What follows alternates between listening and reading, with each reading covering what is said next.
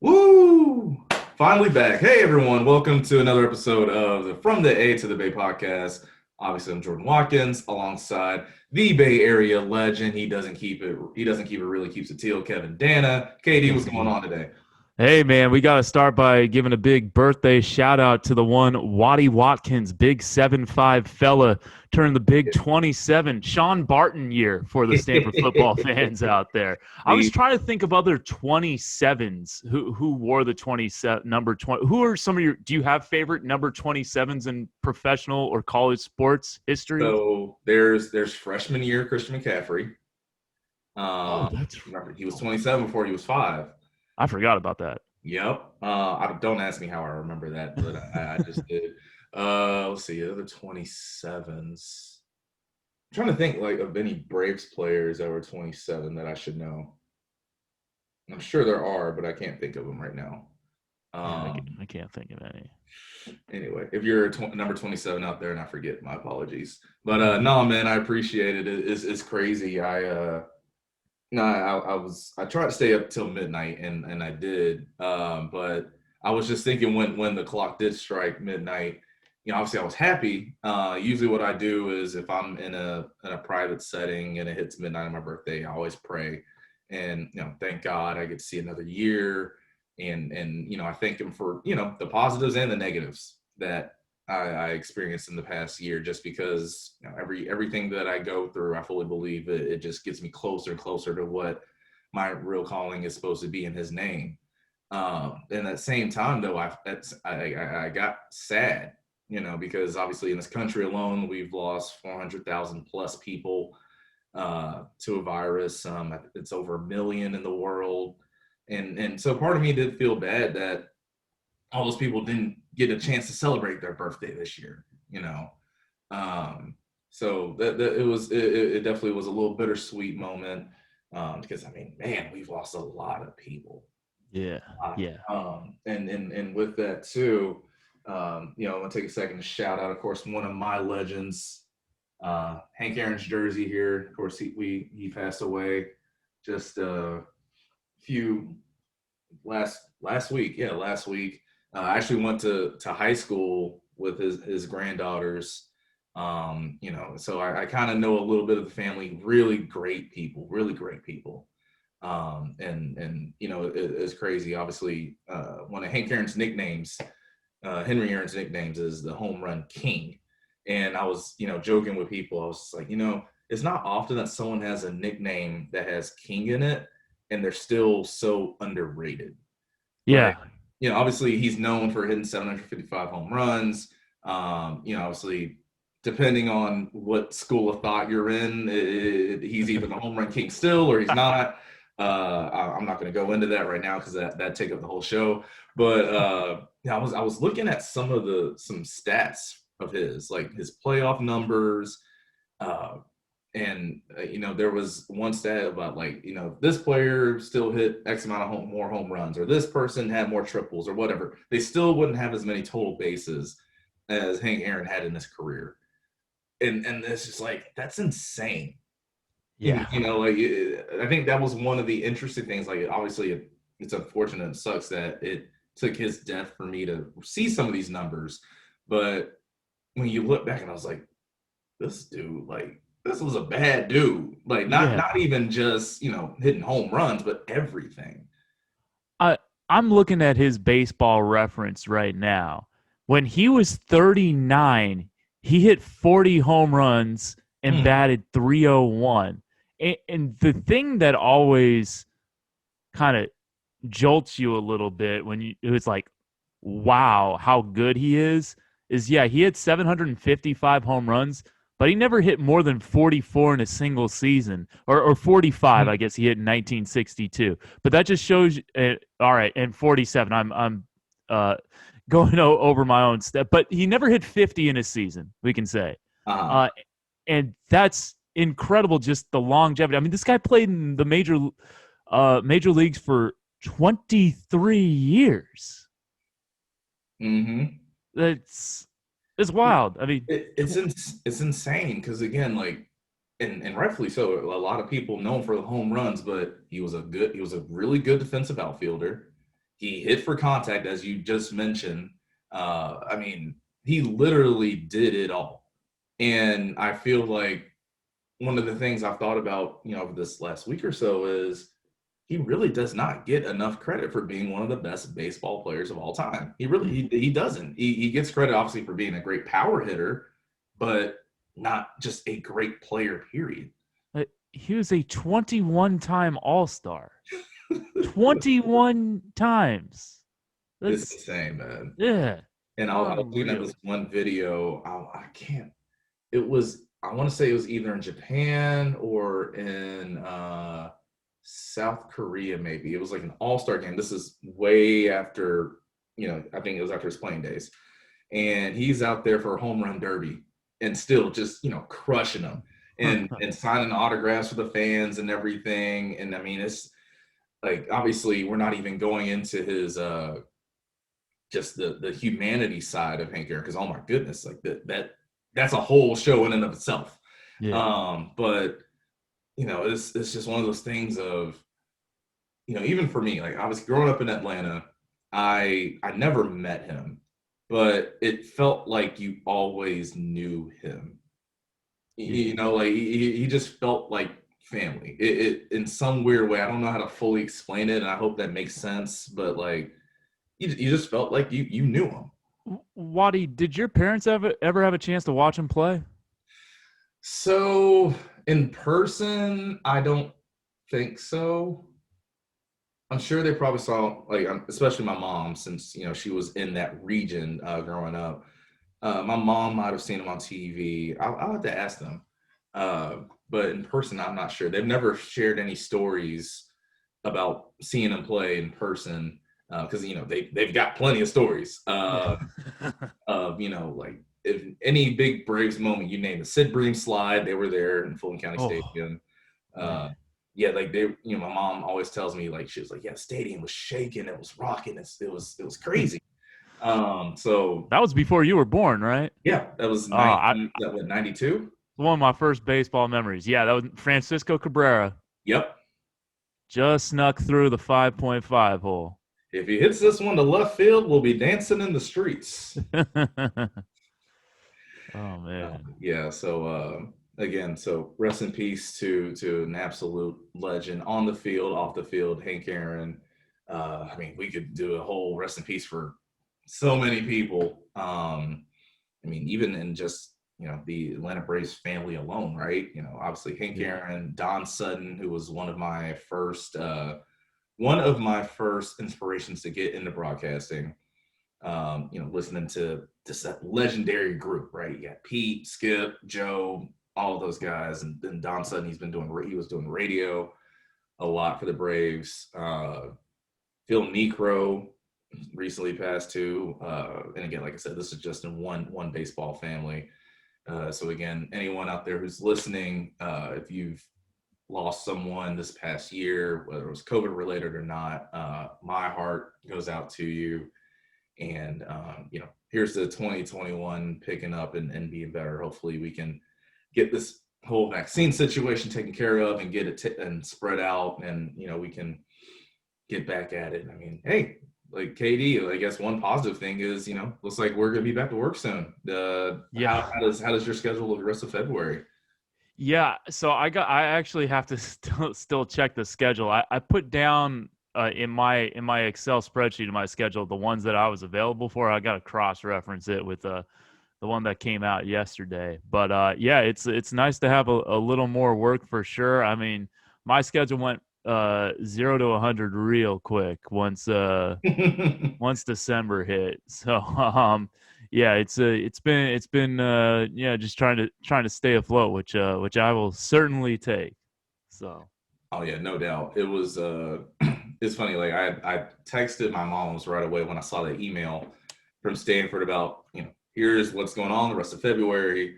Because I think I have five events coming up the rest of this month. Nice. And it's just like, man, I mean, I did, obviously I did the women's basketball radio for USC back in December. So it's like, man, like 5 things in a month, like, yeah, no, right?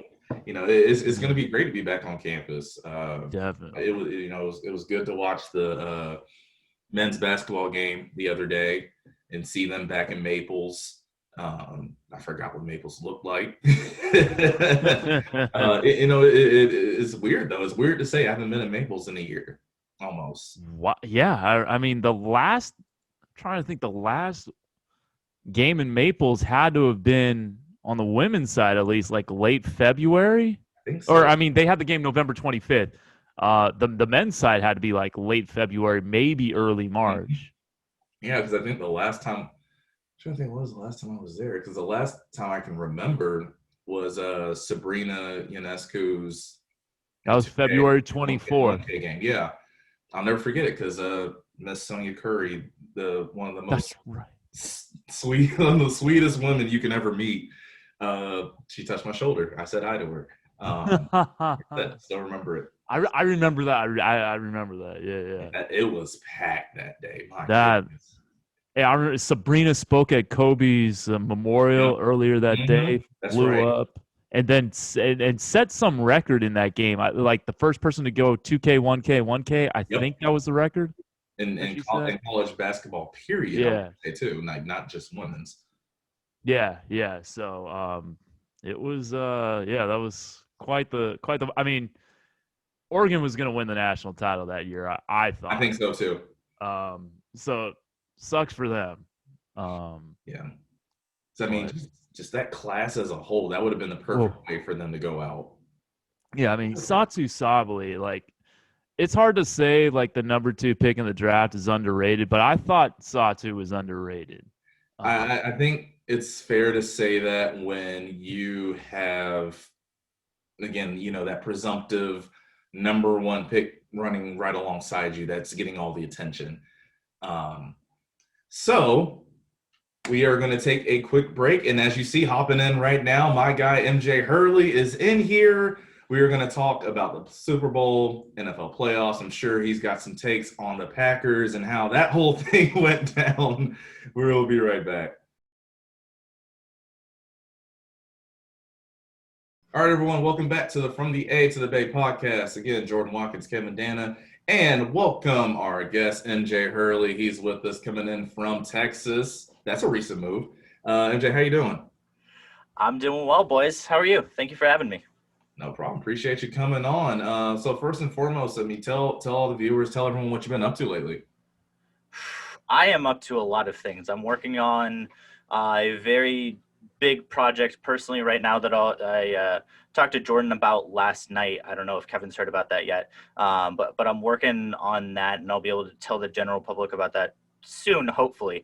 And then I write for the Packers and Warriors in fantasy football for Primetime Sports Talk, Oakland A's for Fansided, XFL for XFL Board, and I host an incredible amount of shows that your viewers can find if they follow me on Twitter. I don't need to laundry list all of those right now, but basically anything and everything sports other than hockey. I'm too blind to see the puck.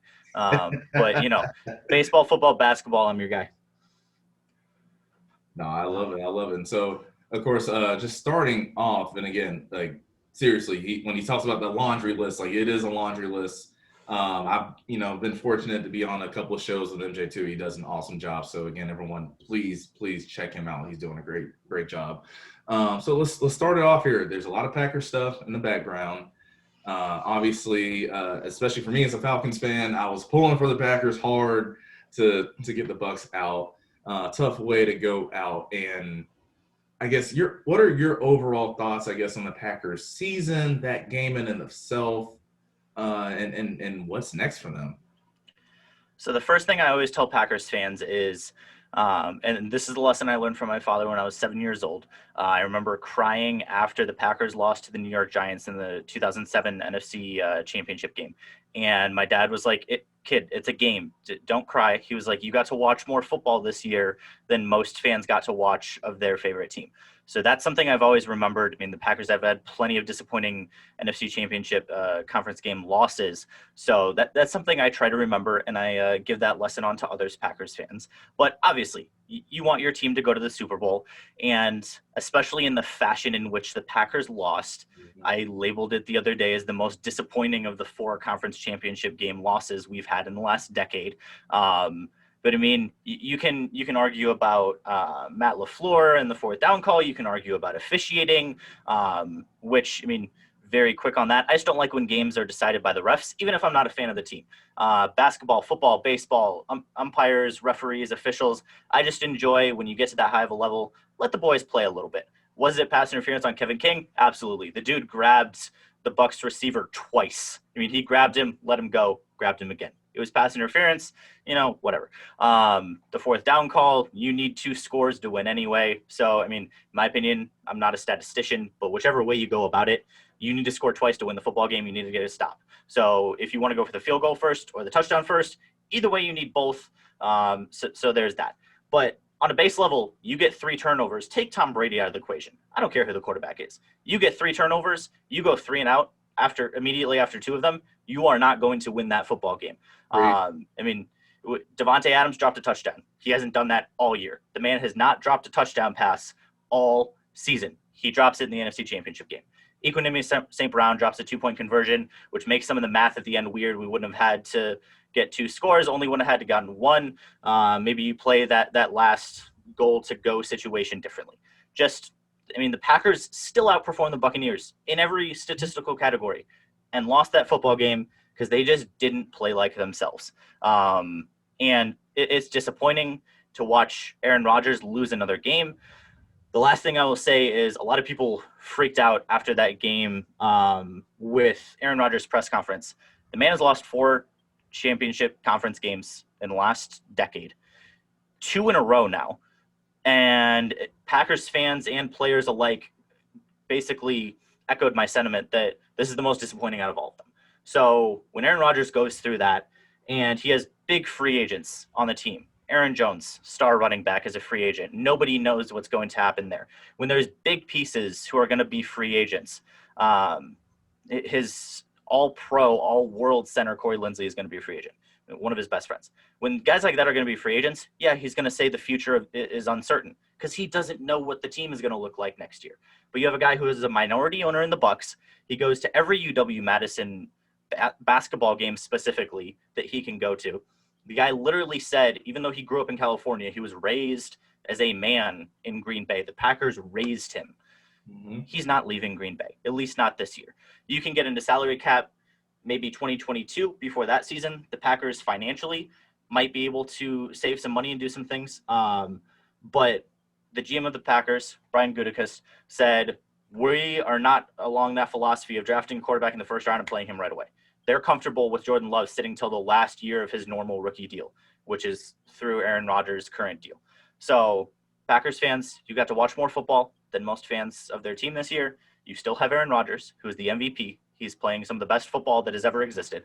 And you still have a young core on defense that's going to have a new defensive coordinator who honestly cannot be worse than Mike Pettin in some of his play calling. I love Mike Pettin. He did better with his defense this year than I thought was going to be possible. But like, how do you let them score a touchdown from 45 yards out with 6 seconds left? That's just bad. Running awesome game. Yes, that right after Davante Adams drops a touchdown. That's a 14-point swing. Yes. And there were so many. I mean, I could go on and on about all of the mistakes in that game, and it was ridiculous. But if you're looking at the Green Bay Packers and you don't think that they have a chance to be back in that game again next year, I don't know what to tell you. You have the best cover corner in the NFL. You have 2 of the top 5 safeties graded coverage in the NFL. You have one of the best defensive tackles. Zadarius Smith is going to get to the passer. He was top 3 in rushing the passer this year. And then you still have Aaron Rodgers and Davante Adams, who, in my opinion, were 1-1 in quarterback and wide receiver this year. I don't know how you can be skeptical or pessimistic. I mean, yeah, Aaron Jones might not be the running back. You have this guy named MJ Dillon whose quads are as big as Saquon Barkley. You'll be fine. He in that game too. He did. So the Packers will be just fine. Again, obviously, disappointed not to get the Super Bowl. Drives me crazy that Tom Brady gets carried by a defense again. But that's a different debate, and I don't know if you boys have time for that because I have my show later tonight. I've already done this once on my show, talking about how Tom Brady has been carried by his defense, and I have even more stats, and Bruce is going to hear it tonight. You are. Oh yeah, we are on that. First off, we are on that same boat. Oh yeah. And secondly, I really wish I had that same mentality as you when the Falcons lost the Super Bowl of, well, I got to watch more football than most fans. I wish I had that mentality because I'm still not over it. Okay, well, that's different. I mean, yeah, and that's one of the things I talk about when I talk about Tom Brady. Like, you have some of the worst offensive play calling, the worst clock management, and an interception when it's 28-20 turns into the most magical catch by Chris Hogan that we've seen since what was the helmet catch? What was that guy's name? David? Tyree. Most magical Super Bowl catch since that one, which went against Tom Brady. I'll give him that. But yes. I mean, oof. Yeah, don't get me started on Tom Brady. That'll piss me off. Yeah, MJ, just to go back to Aaron Rodgers for a moment, you bring up the fact that, they're comfortable with Love sitting for a few years, and that's what they did with Aaron Rodgers when Brett Favre was a quarterback, so they have a track record of doing that. Rodgers was a pick in the 20s in the first round, like Jordan Love. We see it with Tom Brady, with Drew Brees, playing into their 40s. Tom Brady saying he could play past 45 potentially. Aaron Rodgers in his late 30s now, or approaching his late 30s. How long do you think he could sustain this level of greatness? He's likely the MVP this year. How far do you think he can keep this level of play going? He can absolutely keep it up in the next 3 years. So I'll say he's 37 right now. I'll say he can easily hit 40. I'm confident in that. One of the things he talked about a bunch in his pressers this year is he had some lower leg injuries 2016, 17, 18 that really hurt him. And so he got a new personal trainer, and he really focused on his legs and being strong in his legs. Because one of the things Rodgers is known for is the wrist flick. And he can just flick that thing 50 yards downfield, and it doesn't even look like he's trying. Well, one of the reasons he can do that is because he's planted so firmly in the ground. His footwork is so good. His legs are so strong. That was suffering a little bit with leg injuries the 3 years before Matt LaFleur showed up. And then obviously Mike McCarthy kind of ran that offense into the ground. But again, different story for a different day. And this is kind of true in a lot more athletes now. The modern nutrition, the modern science, and the medicine we have, guys are not, even if they get beaten up, they're able to sustain a longer career. Tom Brady, again, as much as I rag on him, he is a testament to what science and nutrition and all of that can do for you, as long as you're very dedicated to that. Aaron Rodgers has said he wants to play into his 40s. I'm not going to be the guy to bet against him. Whether or not he's on the Packers into his 40s, that's a different story. But I would not be surprised personally if he finishes his current contract with the Packers. There's been talk, not from the organization or Rodgers, but from fans, that for some reason people think he's going to restructure his deal. I'm not sure about that. He's a very proud man, and being one of the top paid quarterbacks is very important to him. I think the question will be whether or not the legacy talk gets to him this offseason.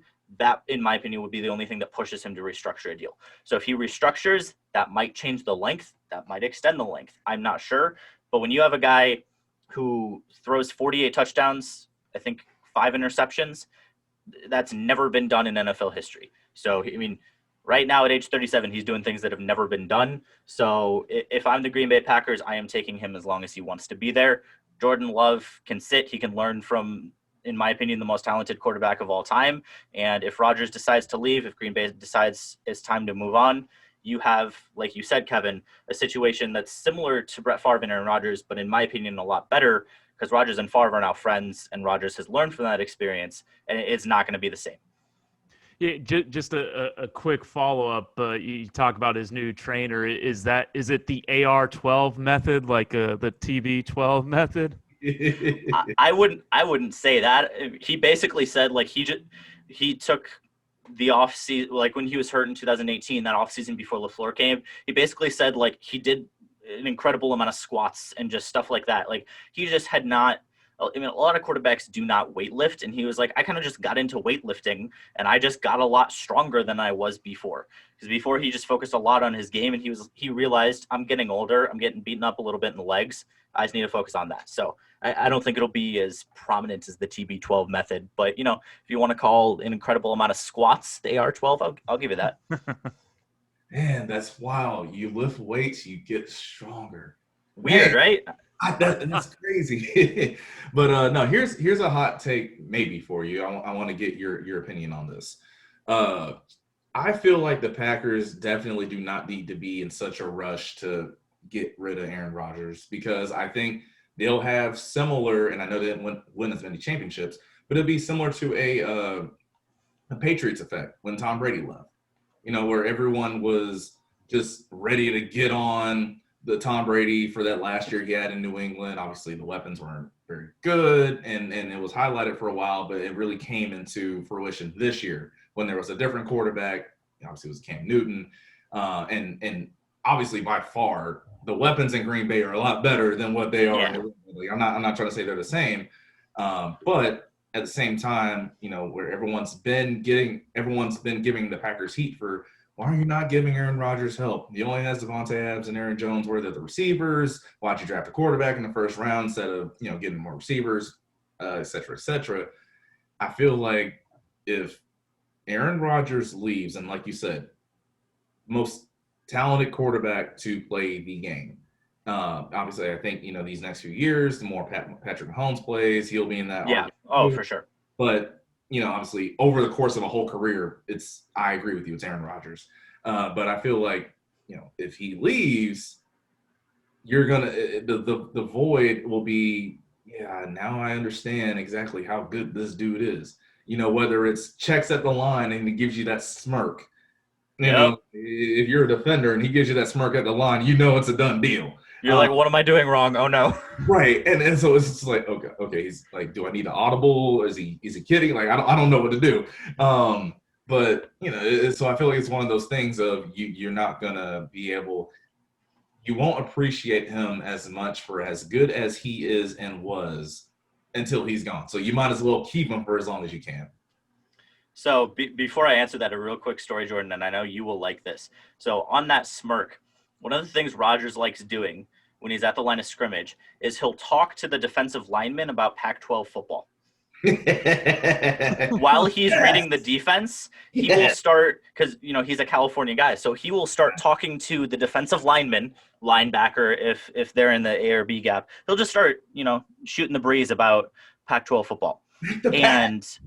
And defensive players have said that's the most terrifying, obviously, Jordan, you're well aware of the trash talk that goes in the trenches and stuff like that. But they said just the calm, cool, and collected and the humor that he brings. Aaron Rodgers is a very funny guy. He's very reserved, very careful about what he says publicly. But on the field, people are like, yeah, he'll just start cracking jokes and talking about Pac-12 football at the line. And there's nothing more terrifying than that. Because then he'll smirk and throw a 50-yard bomb because you're distracted and he read your defense. So that there's a little nugget for you.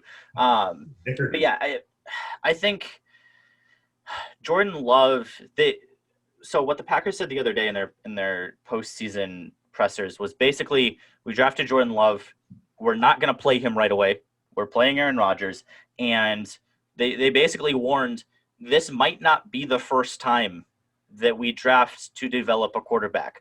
Basically hinting, if we don't like Jordan Love next year, they're going to start. I think he'll be the backup next year. I think Tim Boyle is gone, which is unfortunate because he's a coin flipping legend.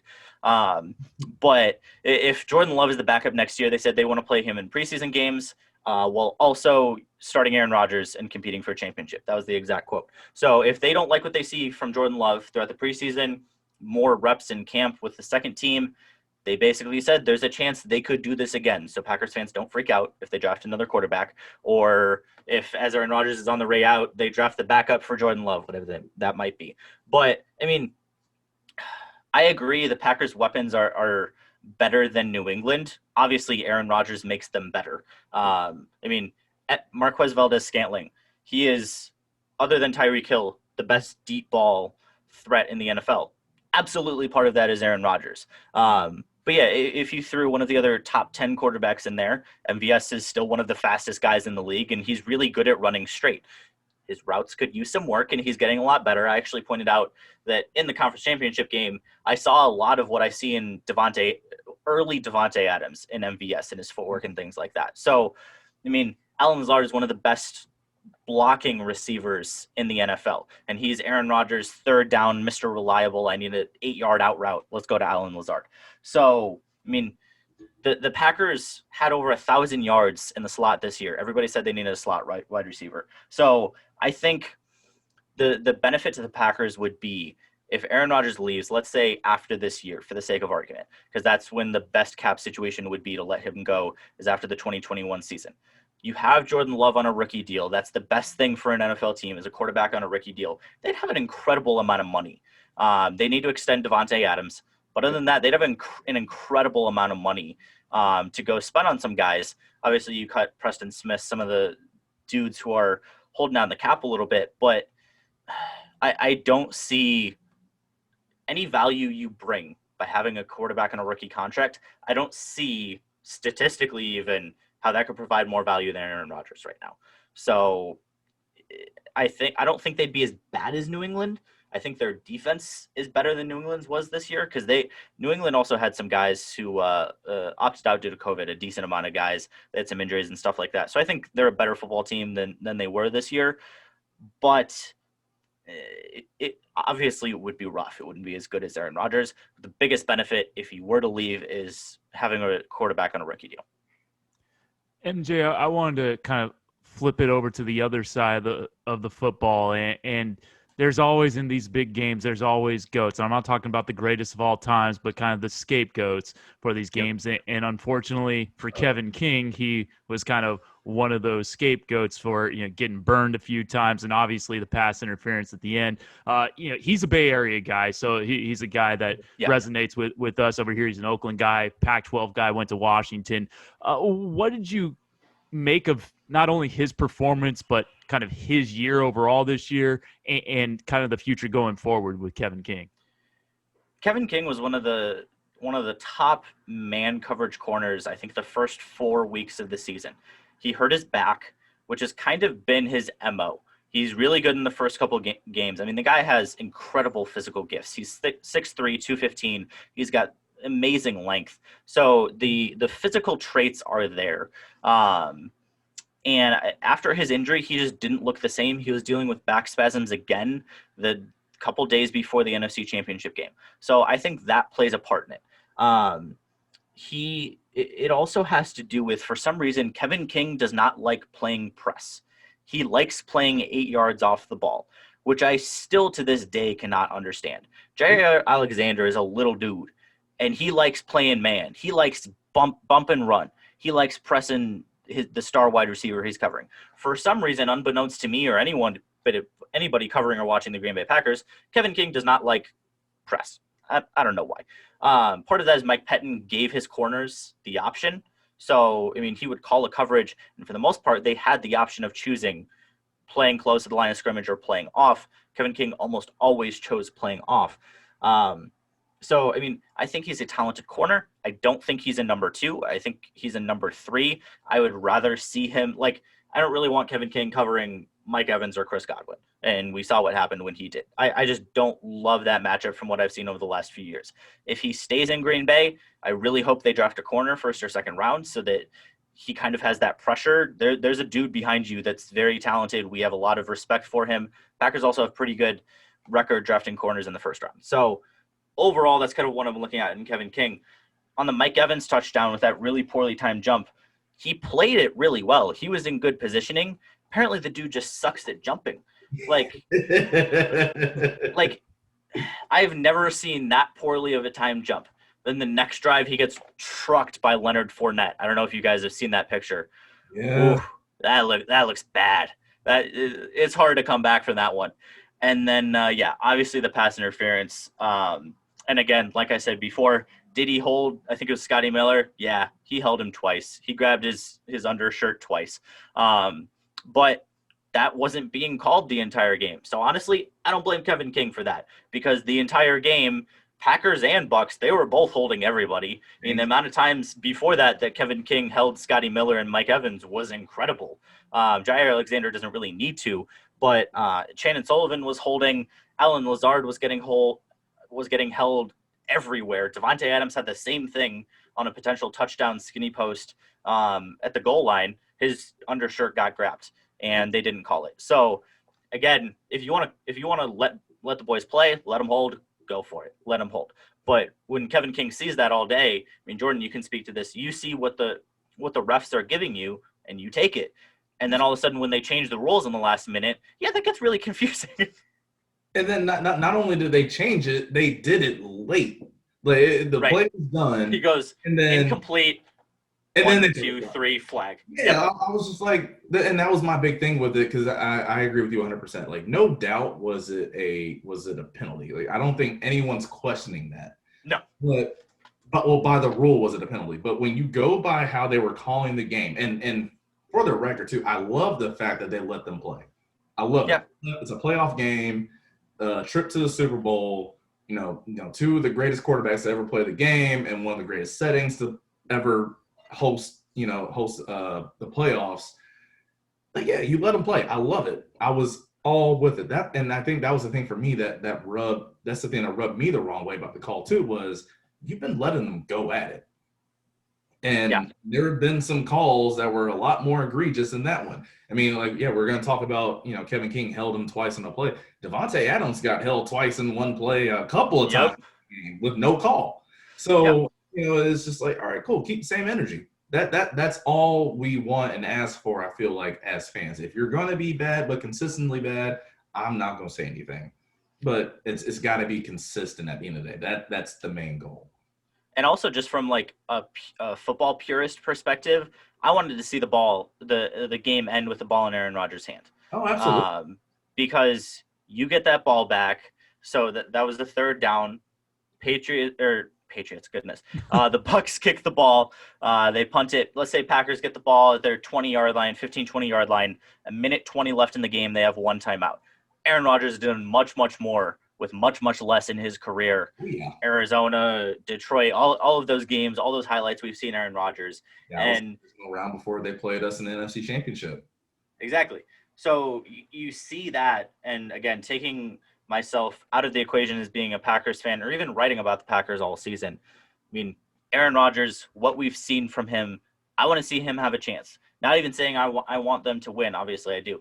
But again, taking myself out of the equation, I want to see Aaron Rodgers go down that field at home and try to win the football game. If he can't do it, props to the Bucs defense. They stopped one of the most talented quarterbacks to ever step on a football field.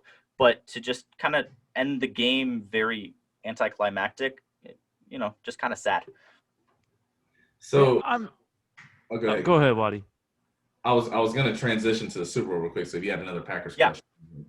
Oh no, this is just something that comes to my mind. It doesn't necessarily need to be answered, but like I wonder how much the non-call in the Saints Rams NFC Championship game. What no call?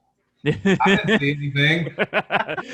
Like had to do with that. That was just that's fresh in a lot of people's minds, and that made that was the impetus for there being able to challenge no PI, and I wonder with that much time lag after the ruling of the incomplete pass, where it's like, oh, we got hammered for not calling PI 2 years ago. We better call this one. It was a good call. Okay, you're just salty, Jordan. It's fine. I mean, maybe subconsciously, and again, I've never officiated at the level of the NFL, but I've done some college intramural games, some high school stuff like that, and this is where the one place I will defend Tom Brady is I don't buy into the refs are biased towards Tom Brady. There's some conspiracy or BS like that. I've officiated plenty of games where I know a kid has a reputation coming into the game, and I actually consciously make sure that I'm not giving him anything. I might actually, officiate a little bit more against him just to even it out and make sure that I don't have some subconscious bias going on. I'm not aware if any of the officials in the Packers game were from that Saints-Rams game. If they were, maybe that has something to do with it. But yeah, I'm sure subconsciously, Kevin, that had to be in their minds a little bit. Bucs fans would have had that guy's head if he didn't call that for sure, especially if Rodgers goes down and wins that game. So let's make sure we get this one thing straight too for the record. I'm not salty. I'm just a Falcons fan. So anything that happens Okay, against that's fair. me is a good thing for me. But anyway, so like I said, transitioning to the Super Bowl, obviously it's going to be a great matchup. The big headline obviously has been the two quarterbacks. You know, you have one that's continuing and cementing his legacy, who a lot of people call the GOAT. Obviously, if anyone asks me, I always say I don't think there's a true GOAT in football. I just don't. Amen. Yep. The positions are just so different. And then so, but still, you know, very interesting quarterback matchup, Tom Brady, Patrick Mahomes. I think the biggest thing for me, what I'm really interested in, is the trenches.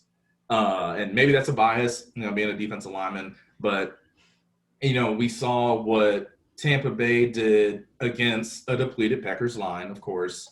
But they're going into the Super Bowl in the same situation.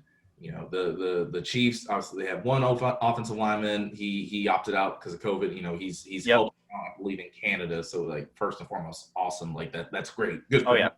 But then, you know, you have I think 2 tackles now are going to be out for the game too. So it's somewhat of a similar situation. But a little different, you know, in terms of play calling, the weapons. Obviously, everyone knows how great Kansas City's weapons are. But yeah, I'm just so interested in how the line of scrimmage is going to take place in this game, because the Kansas City Chiefs, they have a good pass rush too. You know, whether it's Chris Jones inside, Frank Clark outside. So I'm just interested to see like what's the matchup you're really looking forward to seeing in this game.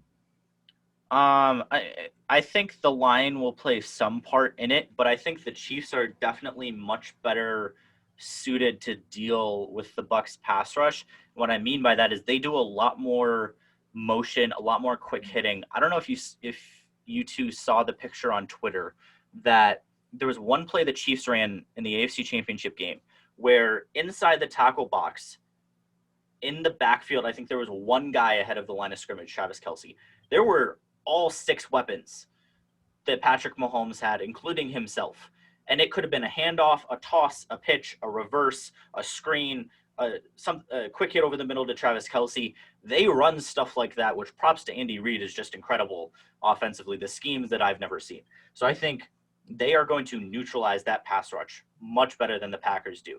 Packers are much more conventional. They do a lot of bootlegs, play action, and stuff like that, which helps a little bit. But that's more for the linebackers than pass rush. Pass rush is still going to get there. So, I mean, you run all of those reverses. The offensive scheme of Kansas City, I think, will help. But absolutely, I think on their line right now, I think you're right, Jordan. They're missing 3 guys. One of them is quarantined right now, I believe, because of that whole haircut thing. The barbershop thing, right? Yeah. So he's not practicing all week either. So, yeah, their line is a little bit of a mess. My biggest matchup is going to be their 2-star linebackers against Travis Kelce, because Kelce has been able to obviously have one of the best tight end seasons of all time. I mean, he was a top 5 receiver just period this year. So I think that will be the biggest matchup. Antoine Winfield was a late scratch against the Packers, the Bucs rookie safety. If he's not 100%, that will also be very big, because big Bobby Tunyon was able to get a touchdown against the Bucs, I think, honestly, because of that. So I think Kelce against those 2 linebackers, and then we had this matchup. What was it? Week 6, I think. Something like that. And week 12, I want to say. Oh yeah. It was later. Yeah, Packers Bucs was week 6. Yeah, excuse me. You're right, Kevin. Yeah, Tyreek Hill, 200 yards in the first quarter. Yeah. So I don't see Carlton Davis go man on him that much this game. No, there shouldn't. If there's man, there should be 2 other men there too. Right. If I am the Tampa Bay Buccaneers, I will dare anyone else other than Tyreek Hill and Travis Kelce. This may be stupid, and again, I'm not a genius football mind, but on any given play, Tyreek Hill and or Travis Kelce should be double teamed. Like, I will dare Edwards-Helaire to beat me. I will dare McCole Hardman and Sammy Watkins to beat me. I mean, no disrespect to those guys. They're just obviously not, all-time talents at their position. Sure. So, I mean, when I've got Ndamukong Suh and Vita Vea in the middle of the line, yeah, I'll dare them to run the ball. Bucs I think they were the best run defense in the NFL. So I'm going to take away their passive weapons, to the best of my ability. Tell Murphy Bunting to hold a little bit more, get a little happy there. And then, just honestly, dare them to run the football. Put freaking Jason Pierre-Paul, Vita Vea, and Ndamukong Suh. Take everybody else out. Take everybody else off the line. Run the football, I dare you. MJ, do you think anybody has an advantage from that Week 12 matchup? Because in the first quarter, it looked like the Kansas City Chiefs were going to beat them 50-0. And then obviously it became a lot closer. It turned out to be a 3-point game. Bucks got a couple of late touchdowns. Not sure if they were really ever going to seriously threaten to win that game, but it became close. So what do you make from that Week 12 matchup that could be applied to this Super Bowl matchup?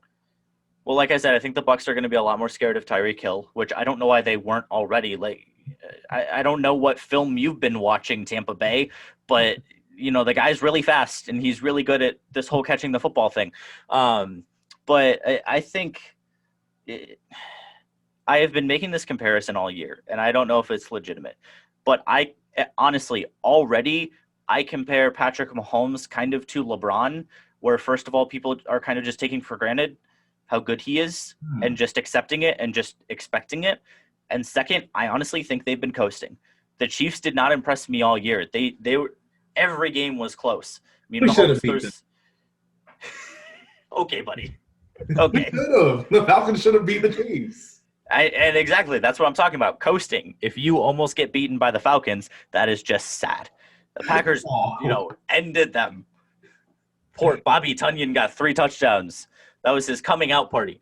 Anyway, but I think the Chiefs have been coasting. I mean, they're so good that Patrick Mahomes can leave the game against the Browns. And Chad Henne, anything is possible. Chad Henne can come in and still command that offense, and Andy Reid is gutsy enough to throw the football on 4th and 1. I mean, they just have so many ways that they can beat you. Their defense is adequate. They have good pass rushers. Tyrann Mathieu in the back end is going to do his thing. He's going to take out some of those weapons. So I think it's going to be a high-scoring game, but I would not be surprised. Honestly, my prediction is Chiefs will win the game, and it may be, score-wise close like Kevin was talking about, but I don't think in, all of the stats and everything, I don't think it's going to be that close. I could be wrong, but, again, going off that Week 12 matchup, it looks like the Chiefs have the clear advantage. Well, I mean, you can go off that matchup, and I also think you can go off of that, just how the teams have played their last game. Yeah. And like you mentioned it, obviously the Tampa Bay defense was absolutely phenomenal in the NFC Championship. Offense, not so much. Yeah. And this is going to be a game where you better have that offense going and humming to keep up with that machine that they have going on in Kansas City, Missouri, not Kansas. But, the thing for me is I'm also interested to see what happens down by the goal line. And the reason why I say that is because we saw Green Bay in the NFC Championship, right? They put Devontae in motion a lot like what we saw Devontae Smith do when he was in the national championship in Alabama. A lot of motion. If they're going to go man, good luck just trying to keep up with them, and then you have a quick throw. We saw Tampa. The Green Bay gave them the same look, but they were switching. It was on pick and roll. Like a screen. Yep. Yeah, it's like a screen, exactly. So we saw Tampa switch. So now, obviously, Andy Reid, the enemy and company, they've seen that on tape. So now I'm interested to see what's going to be their counter to that counter. I think that's going to be really fun to look at and then see what happens there. Yeah, and the biggest thing kind of going along with that is the Chiefs do not really make a lot of mistakes, and neither do the Packers. Packers made a couple of mistakes. Rodgers threw 1 pick. Aaron Jones fumbled. That kind of costed them. But the biggest thing that Brady benefits from, and I will dip my toe into the Brady discussion I was talking about earlier, is I would just a little description of passer rating this postseason on drives that were not set up by an opponent turnover. Patrick Mahomes' passer rating is 123. Really good. That's better. I'm pretty sure that's better than Rodgers' all-time mark for a season. Obviously, postseason, it's a smaller sample size.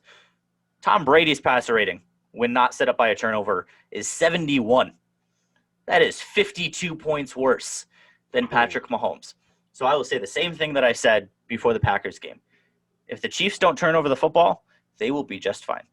They will have no worries at all in this world because Tom Brady, and against the Saints, Tom Brady did not have a single touchdown drive that started in his territory. Mm-hmm. You give the man the football in the opponent's territory to start the drive, yeah, he's been around a long time. He's going to take advantage of that. But you make him go 80 yards, he's most likely not going to do that.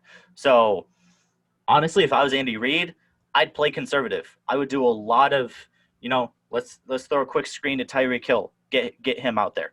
I'm not going to take a lot of shots that are turnover risky unless I need to. And even the Chiefs have come behind in a lot of games this year, and they have the history of doing that against the Texans. They were down 9-0 against the Bills.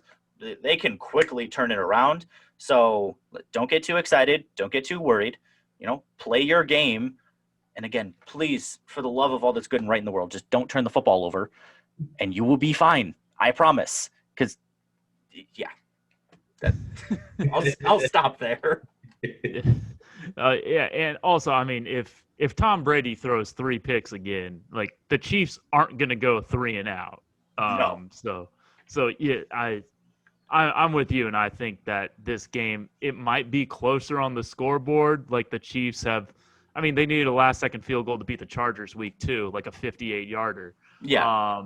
But like I think the Chiefs are definitely the far superior team with a far superior offense, which leads me to this question, which isn't exactly about the Super Bowl, but Chiefs related. What's it going to take for Eric Bieniemy to get a head coaching job? Oh man, I'll be honest. If I was him, I wouldn't want to leave. Why would you? I understand that. Why would you leave Patrick Mahomes unless you're going to Aaron Rodgers or maybe wherever Deshaun Watson goes? But even then, why would you leave?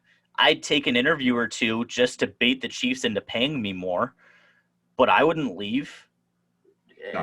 Honestly, I mean, yeah, you get the prestige of being a head coach, but there's a big risk that you leave and you get your reputation tainted if that team doesn't do well, that you were only made by Patrick Mahomes, Tyreek Hill, Travis Kelce, etc. So, honestly, if I were him, I wouldn't leave. I also think the Chiefs are going to try to protect him with everything within an inch of their life. So, I mean, obviously, there have been teams have requested to interview him, and because they were on this extended postseason run, that couldn't happen until the end of the Super Bowl. Honestly, because they're going to be in such deep postseason runs, I don't know when he would get a head coaching job because he's going to be coaching actively and deep into the postseason for a long time. Yeah, I guess the only thing for me, because I agree with you, especially if he knows Andy Reid has a certain timeline of like, hey, I'm going to coach for years. After that, hey, here are the keys. Exactly. So, if he knows that, like, yeah, for sure. I guess the only thing for me is though that frustrates me especially is when you see the excuses that come out. Whether it's how he interviews, it's not that he doesn't interview very well, and I guess I'm not going to say this is an excuse because it's a serious deal. He does have a history. But at the same time, I look at, I've seen a lot of coaches with a history that still get a job. Matt Patricia just got one with the Lions a few years ago. He has a history. Yep. We saw Dan Campbell's interview. Oh gosh, eating some knees. Like you're telling me that that's a better interview than what Bieniemy get. And I mean, even going forward, like obviously there's the whole Deshaun Watson situation. I know you hit on it a little bit where Patrick Mahomes told Deshaun Watson, like, hey, like, yeah, like this is a dude, like you want him to be your head coach. He told him that. And you had the Texans ownership who even said, like, yeah, Deshaun, you're going to be part of the decision-making process. Yeah, we want your input and your opinion. But the only time that Eric Bieniemy's name came up with interviews or whatever with the Texans is after his whole backlash of outlash of, I want to be traded. Y'all just, you're blowing it. Basically, You're blowing it. I don't want to be here. Oh, okay. Well, no, we're interviewing Bieniemy now. So so even if he didn't want to leave, and again, like I said, I completely get that and would understand it. It's just still what other people outside of Eric Bieniemy are saying and doing that rubs me, and I'm sure a whole lot of other people the wrong way. That's the real issue, I feel like, in the situation. Yeah, I mean, as again, I know a little bit about his history. I don't know enough specifics to like make a moral judgment ruling on it. But if I mean, I love Andy Reid. I think he's a great guy. If he's still on Andy Reid's staff, I think that speaks enough Yeah. volumes to me.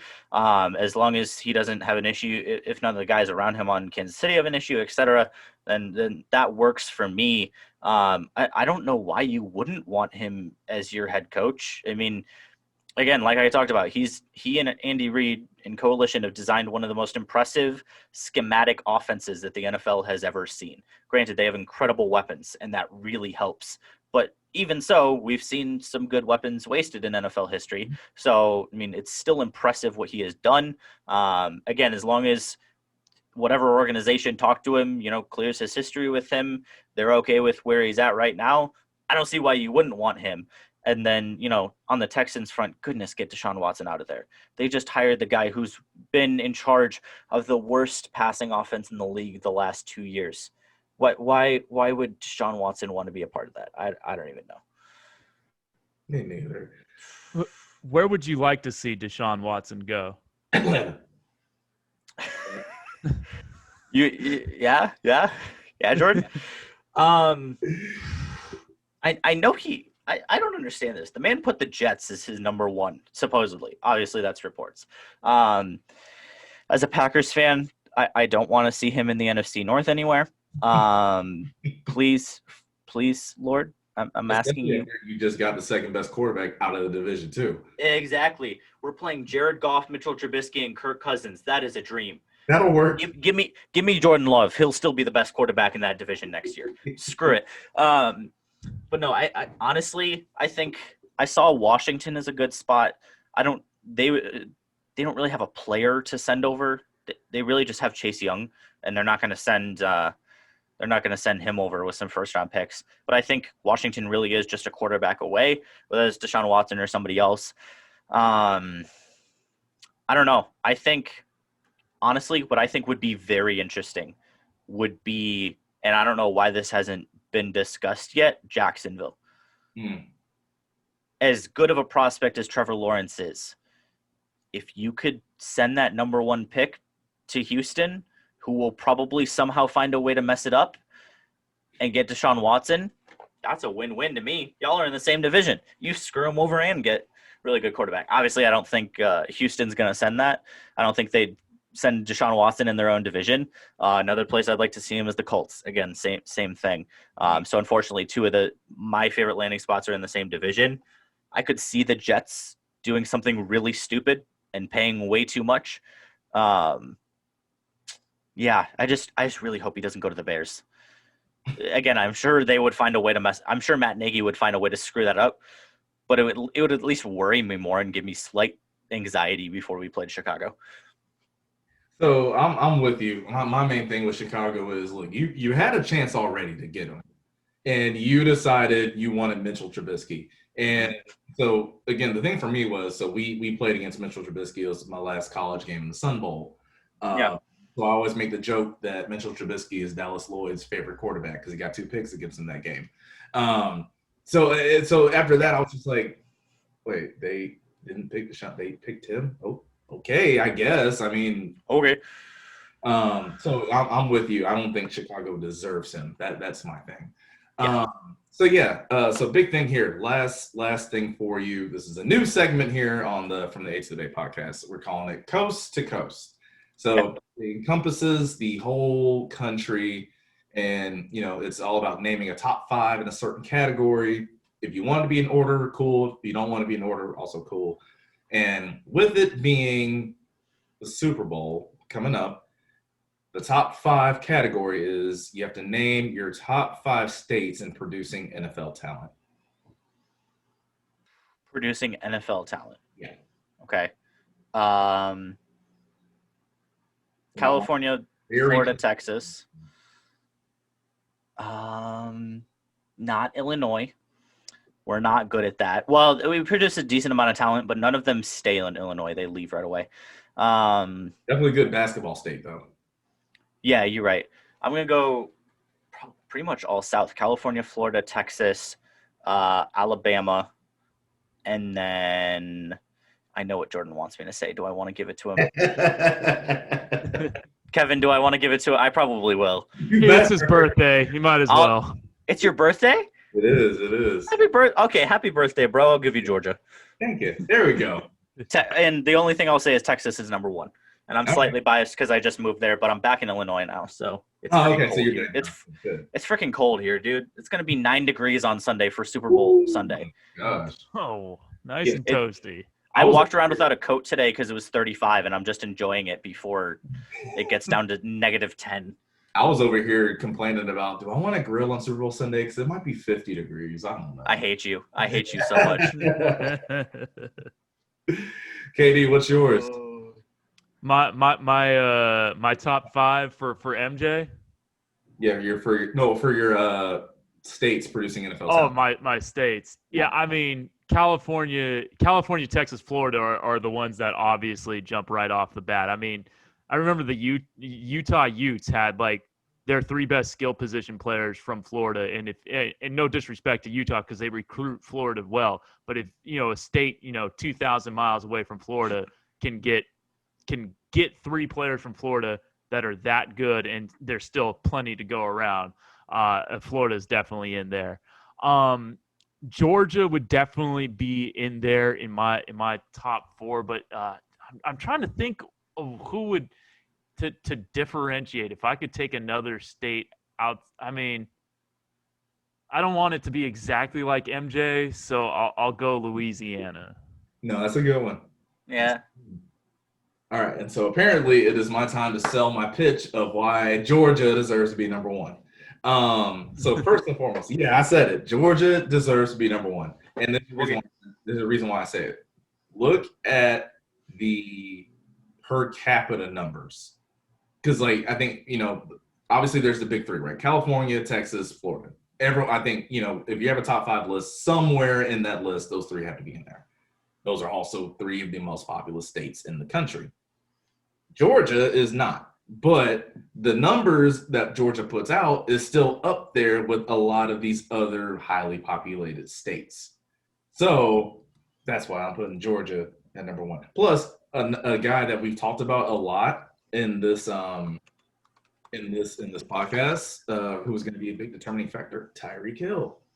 Tyreek Hill's from Georgia. I'm just saying. Nicole Hardman, where did he go? UGA. So again, and maybe there's a little bit of a bias, but I have Georgia up there, and then obviously, like I said, California, Florida, Texas, and then I feel like it's between it's either Louisiana or maybe even Ohio. But do you want a number to help you out decide that, Jordan? Let's do it. So number 5, so the top 5 in where NFL players were born is Florida, in order from 1 to 5. Florida, California, Texas, Georgia, and then Ohio. Okay. Is number 5. Yeah, it's crazy because I feel like a lot of people don't think about Ohio, but when you look at when it's football season, especially high school season, they'll have those big time high school matchups, and there's always at least 1 or 2 Ohio teams that's in the mix. Yeah. Which again, I feel like a lot of people don't think about Ohio as a football hotbed, but it and like the stats that you showed, it's right there. So yeah, all right, MJ. Before we let you go, I know you said you think the Chiefs are going to win. What's your prediction on the final score? 31-27. 31-27. All right. Kind of like Kevin said, I think it'll be close in score, but I'll give that a late Bucks touchdown. So in reality, it's kind of like 30-21. Okay. 30-20. Katie, what you thinking? 38-28 Chiefs. 30-28. Yeah, I was thinking along the lines of 38-30. That was my thought, Chiefs. Yeah. There we go. All right, man. MJ, appreciate you. Know you got class coming up soon, so we're gonna let Yes. you know if you can get ready for that. I definitely don't miss having to deal with all that. But Yeah. again, everyone, we're gonna plug MJ's Twitter handle onto this podcast. So again, make sure you check out all the dope content he's pushing out. Like he said, he's got a show coming out tonight. So check him out. MJ, appreciate you again for hopping on, man. Thank you, Jordan. Thank you, Kevin. You boys have a good day. All right, man, you too. Thanks, MJ. All right, here we are. We're back to finish off another episode of From the A to the Bay. Again, you just heard from MJ Hurley, who Kevin and I, we both agree has a bright future in this industry. I mean, again, Kevin, like I said,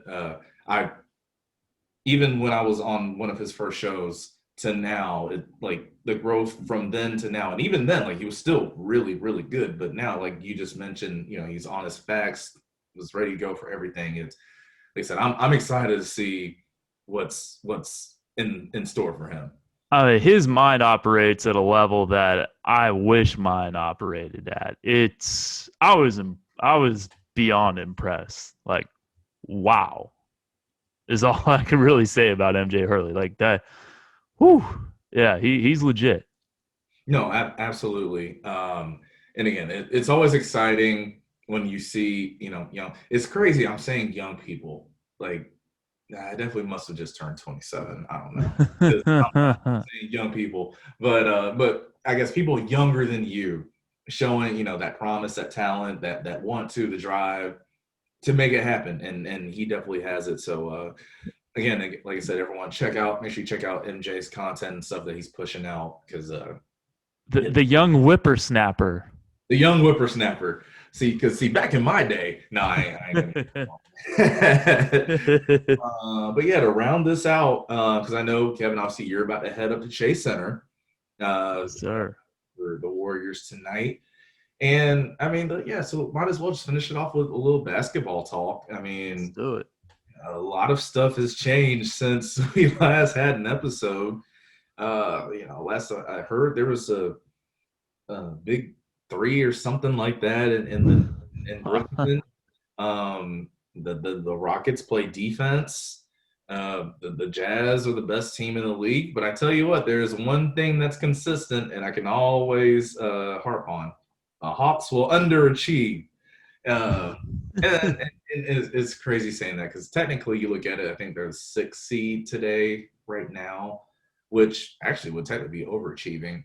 But I guess the thing for me is when I've been looking at the games and watching them play, it's like, man, they could have beaten the Lakers earlier this week, should have beat the Mavs last night. Like they really could be in a better spot. And I guess technically you could say the same thing for the Warriors with some of the games too that they've had.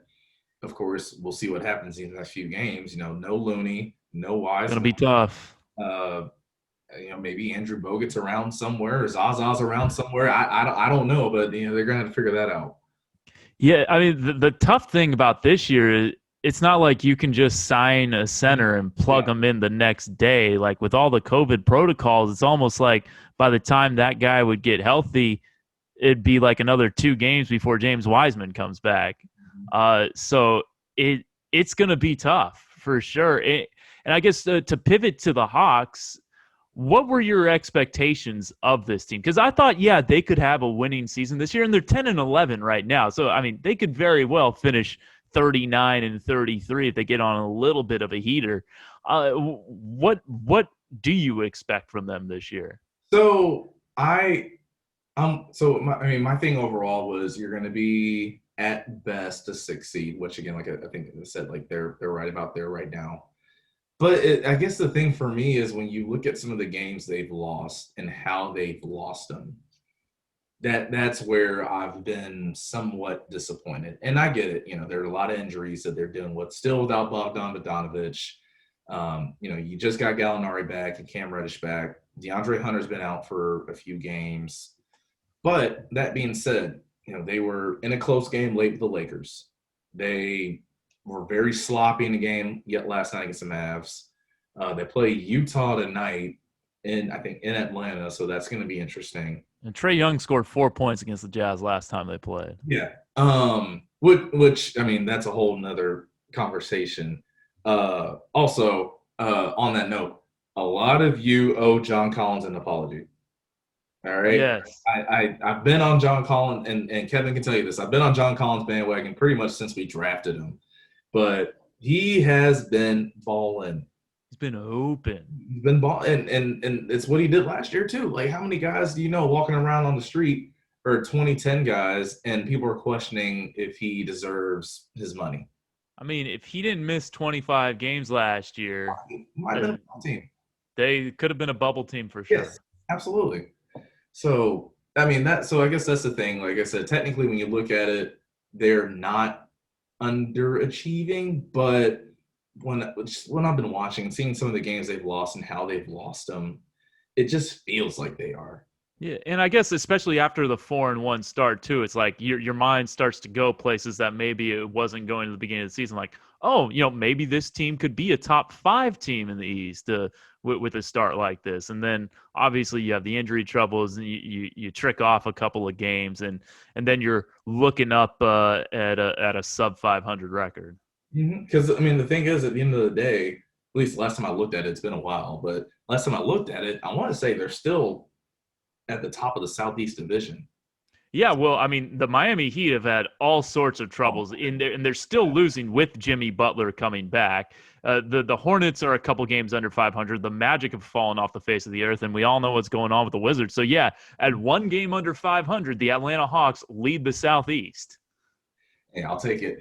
But it's the thing, because I feel like in that room, and again, we talked about in a few episodes before, when it comes to Lloyd Pierce, and I fully believe, and I've seen criticism of Lloyd Pierce on Twitter, things like that, and I feel like it's not fair, whether it's the injuries, or again, this is the first time he's actually had a team to lead a team with expectations.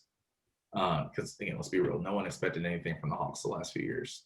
So first time with team expectations, and he hasn't even had that whole team. They didn't really have a training camp, so he's still trying to figure things out on his own too.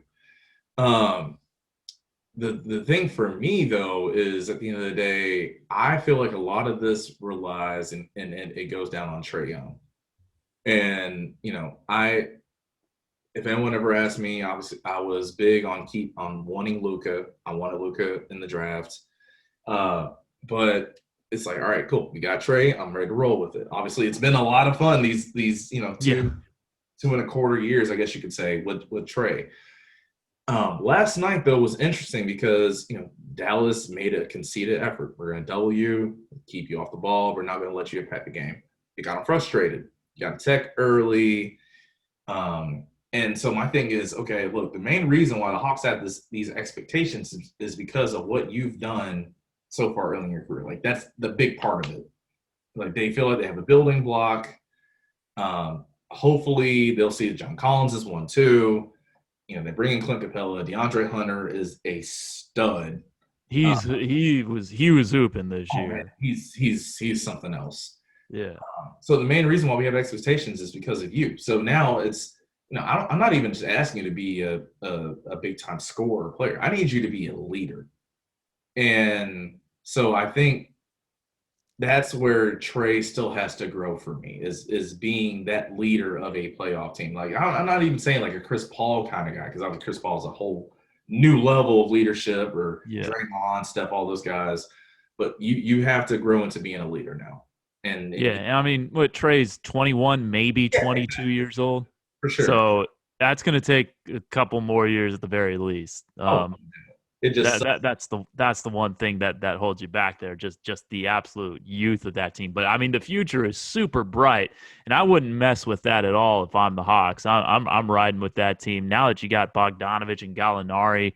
Obviously Bogey hasn't been playing, but when that team is full squad, I mean that's something to write home about. Yeah, and I mean, and speaking of teams to write home about, we get to talk about the Knicks being relevant again. Finally. Yeah. Thank goodness. I mean, so we've kind of seen this in years past from them. Like, they would hover around 500 for the first quarter to a third of a season when they have Porzingis. I remember, I think it was his rookie year specifically, where they were like right around 500 for the first 30 games, and then they kind of fell off the face of the earth. I mean, I take a wait and see approach with the New York Knicks. I mean, they're 10-13 right now. They would be in the play-in tournament, if you will, for the last two playoff spots. I love Emmanuel Quickly has been incredible for them. Austin Rivers has been really good. Obviously, they're playing more defense with Tibbs as their head coach. I like the trajectory, and I think this is the first time that we could all say this, that we like the trajectory of the New York Knicks, because they might have made the playoffs a couple of times here and there back in the day, a decade ago when they had Melo, but Yeah. like the trajectory is certainly trending the right way for this team. No, absolutely. And I mean, it's just fun. I think, last year we saw it too. We got to talk about the Lakers again on the big stage, which it just feels right. And, hopefully by the time the playoffs come around, the Knicks are still in it. We can, like I said earlier in the show, we have the whole vaccine situation under control and being spread out, or we can see fans in the Garden for playoffs. Like that would be absolutely awesome. Yes. I think they will hold on to a top 10 spot only because well, all right, I'm looking at it right now. I expect the Raptors to move past them because they've been playing better. They started 2-8, and since then they're 7-4. But I also expect the Miami Heat to get their act together. Yeah. I just think there's too much talent on that team from them. Not saying they're an NBA Finals team like they were last year, but they're better than 7-14, and they have had a ton of COVID issues. Now they are still losing with Jimmy Butler back, but they're going to turn that around. Spoelstra's too good of a coach. They got too many good players. I know they lost Myers Leonard for the year, but I like them more still than I like the Knicks. It'll be tough, but I think they could eke out either the Hornets or the Cavs to hold on to that number 10 spot. No, I agree.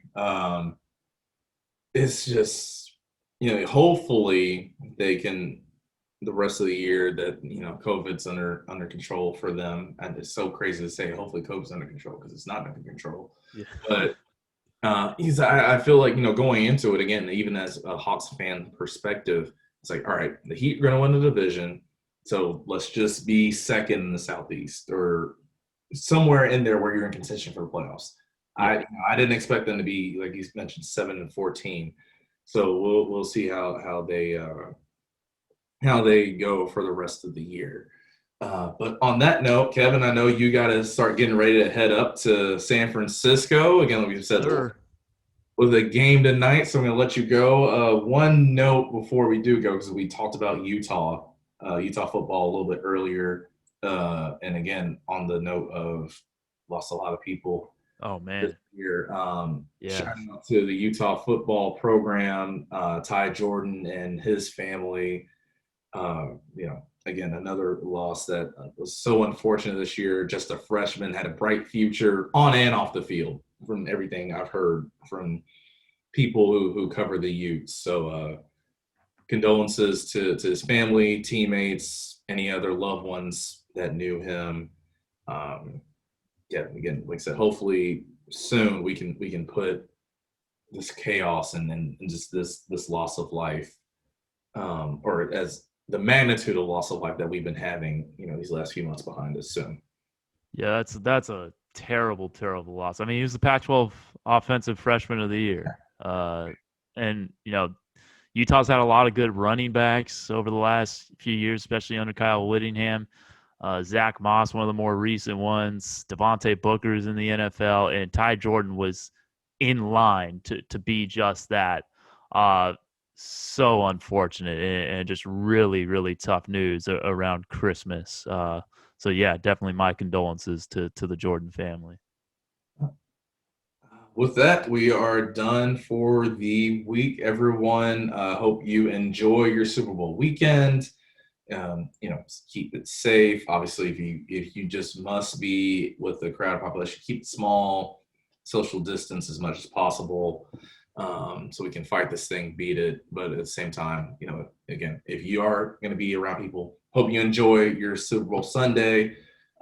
Chiefs, please don't let Dog Ready get it out of the way. Please don't do it. it was one thing when Tom Brady was winning Super Bowls. It's a whole other thing now that he's with a division rival. So don't let it happen. All right, y'all. Have a good one. Peace.